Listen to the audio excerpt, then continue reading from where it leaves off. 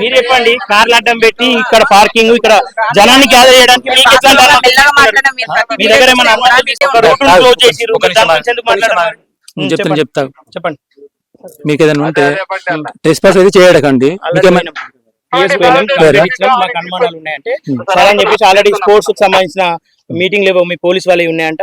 So వెళ్ళండి, మీకు ఉన్న అనుమానాలు తీర్చుకోండి అని చెప్పేసి అంటే నీకు వచ్చిన మేము డైరెక్ట్ క్లియర్ చెప్పండి. నేను చెప్పేది వంద నెంబర్ ఫోన్ చేశారు, మీరు వాళ్ళు గేట్లు శక్తి చూపించమంటే మీడియా రిప్రజెంటేటివ్స్. సో మీరు చెప్తే ఆపితే నేను చెప్తాను. చెప్పండి. అట్లా కాదు, మేము ఒక నేను అంటే అట్లా మేము దాన్ని ఏమంటారు, మేము ఇది చేయడానికి రాలేదు, ప్రెస్ మీట్ కోసం నేను చేయడానికి రాలేదు. డొల్లి అవుతుంది అంటే మేము వచ్చినాము. ఓకేనా, మీరు ఏదైనా ఉంటే రండి, సార్కి మాట్లాడుకోండి. ఇప్పుడే మాట్లాడేసి వచ్చినాం సార్. ఇప్పటిదాకా వచ్చి కంప్లైంట్ పెట్టి లీగల్ గా వచ్చినాం మేము. ఇక్కడ గొడవ చేయడానికి రాలేదు. జస్ట్ వీళ్ళు మేడం వాళ్ళు ఎక్కడ మేడం హ్యూమన్ రైట్స్ నుంచి వచ్చారు.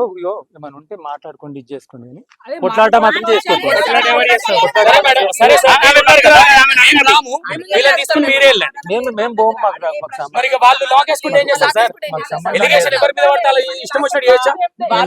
ఎవిడెన్స్ లేకుండా ఏం లేదు. వాళ్ళు సమాధానం ఏమనండి, మేము మామూలుగా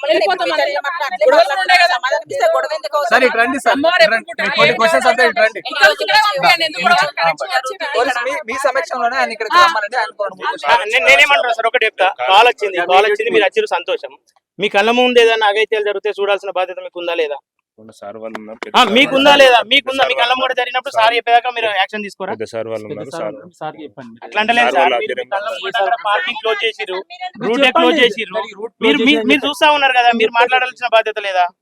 సార్ చెప్పండి, రూట్ క్లోజ్ చేసి అని చెప్పేసి చెప్పండి.